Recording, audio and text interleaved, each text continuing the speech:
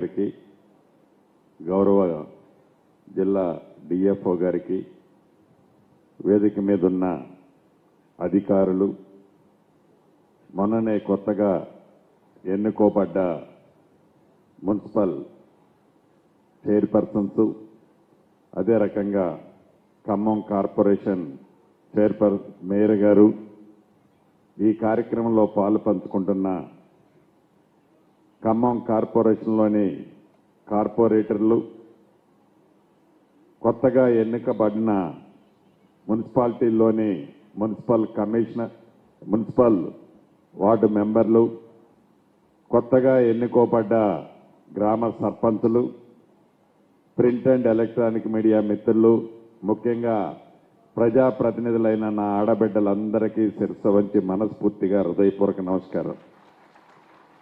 మీ అందరికీ కొత్తగా ఎన్నుకోబడ్డారు కాబట్టి మీ అందరికీ అభినందనలు, శుభాకాంక్షలు నా పక్షాన, రాష్ట్ర ప్రభుత్వ పక్షాన మీ అందరికీ తెలియజేసుకుంటూ,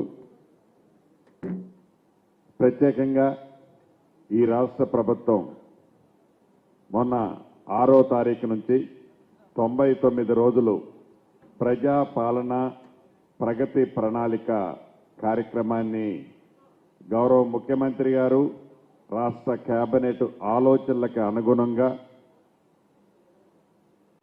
ఈ తెలంగాణ రాష్ట్రంలో ప్రతి వార్డుకి, ప్రతి డివిజన్కి, అది పట్టణ ప్రాంతం కానీ పల్లెల ప్రాంతంలో కూడా ప్రజలకి రాష్ట్ర ప్రభుత్వం చేస్తున్న, కేంద్ర ప్రభుత్వం నుంచి వస్తున్న అభివృద్ధి సంక్షేమ కార్యక్రమాల గురించి తెలియచేయడంతో పాటు భగవంతుడు మీకు మాకు ఒక మంచి అవకాశాన్ని ఇచ్చాడు, అధికారులకు కూడా.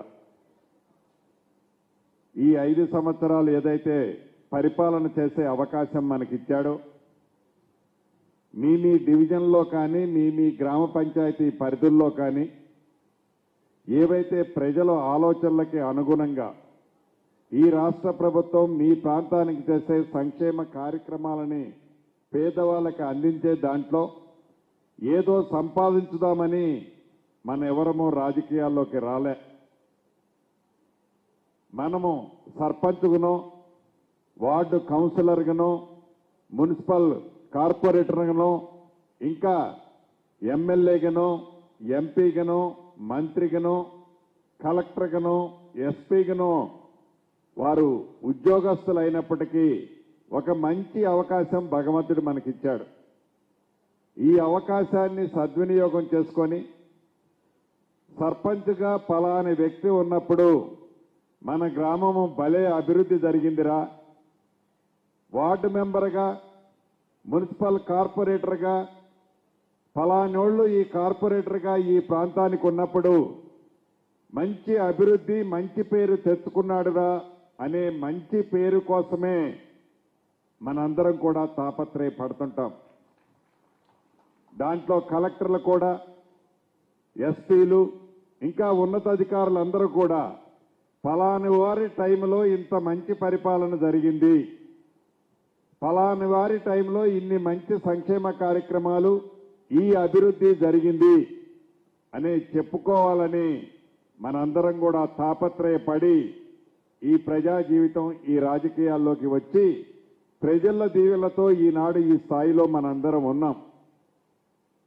ఏ ఆలోచనలతోనైతే మనం రాజకీయాల్లోకి వచ్చామో, ఏ ప్రజాసేవ చేసి ప్రజలకు సంక్షేమ కార్యక్రమాలు, అభివృద్ధి చేయాలని రాజకీయాల్లోకి వచ్చామో, ఆ భగవంతుడి దయతో మన కోరిక నెరవేరింది.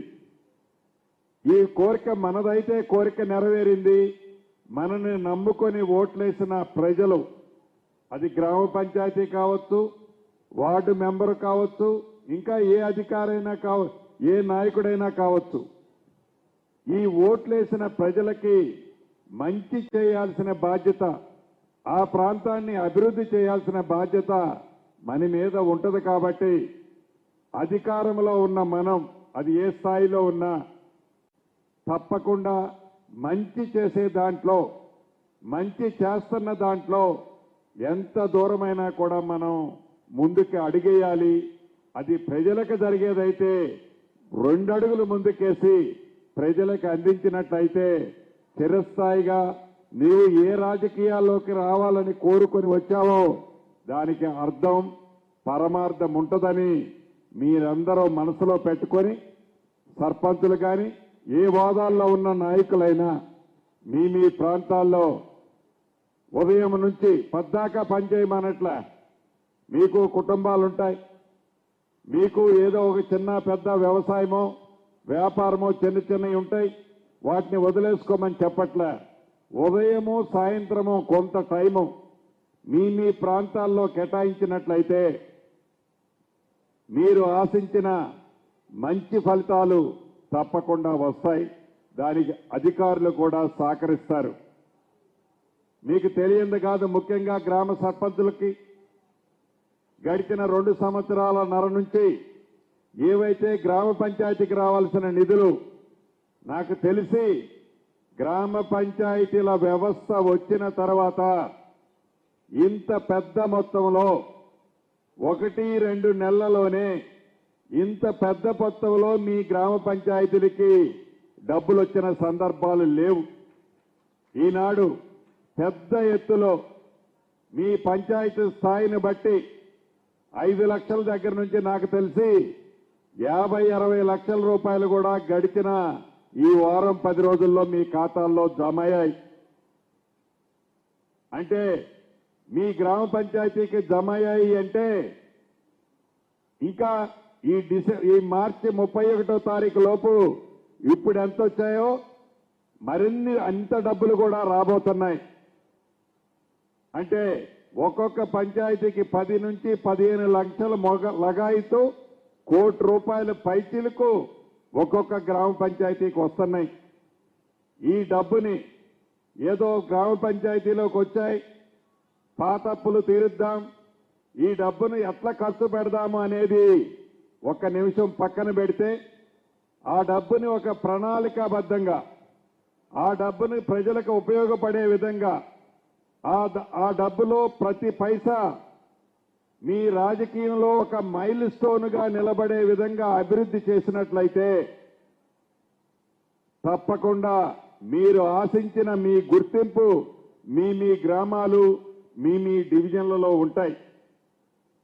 దాన్ని దృష్టిలో పెట్టుకొని డబ్బుని మన సొంత డబ్బుని ఎలానైతే సద్వినియోగం చేస్తామో దుర్వినియోగం కాకుండా ఆ డబ్బుకి కాపలాగా మనం ఉంటామో ప్రజాప్రతినిధులుగా ప్రజల దీవెనలతో ఉన్న మనందరం ఆ డబ్బుకి కాపలాదారులుగా ఉండి ప్రజలకి మంచి జరిగే విధంగా చట్ట పరిధిలో చట్టంలో ఉన్న అంశాలకు అనుగుణంగా ఆ డబ్బుని సద్వినియోగం చేయాలని మనస్ఫూర్తిగా ముఖ్యంగా నా సర్పంచుల్ని ఈ వేదిక ద్వారా అభ్యర్థిస్తున్నాను. అంతేకాదు సర్పంచులకు ఆల్రెడీ ట్రైనింగ్ ఇచ్చారు. 2 రోజుల్లో ఏమో చట్టం గురించి విధి విధానాల గురించి మీ సర్పంచ్గా మీ విధులేంటి వాటన్నిటినీ క్షుణ్ణంగా ఇంతకుముందే తెలిపారు. దాంతో పాటు అదనంగా ఈ ప్రభుత్వం యొక్క ఆలోచన, ఈ ప్రభుత్వం చేపట్టే అభివృద్ధి సంక్షేమ కార్యక్రమాలు మీ ప్రాంతాల్లో ఎలా చేస్తున్నారు, ఎలా చేయాలని ఈ ప్రభుత్వం యొక్క ఆలోచన ఉందో మీ అందరికీ ఇప్పటికే అర్థమై ఉంటుంది. సంక్షేమ కార్యక్రమాలు ఇచ్చే దాంట్లో కూడా గౌరవ ముఖ్యమంత్రి రేవంత్ రెడ్డి గారి నాయకత్వంలోని ఈ ప్రజా ప్రభుత్వం నిరంతరము ప్రజలకి మంచి చేసే దాంట్లో, ప్రజలకు సంక్షేమ కార్యక్రమాలు ఇచ్చే దాంట్లో, పేదవాడికి పూర్తి భద్రత భరోసా ఇచ్చే దాంట్లో ఈ ప్రభుత్వం యొక్క ఆలోచన మీకు ఇప్పటికే స్పష్టంగా అర్థమై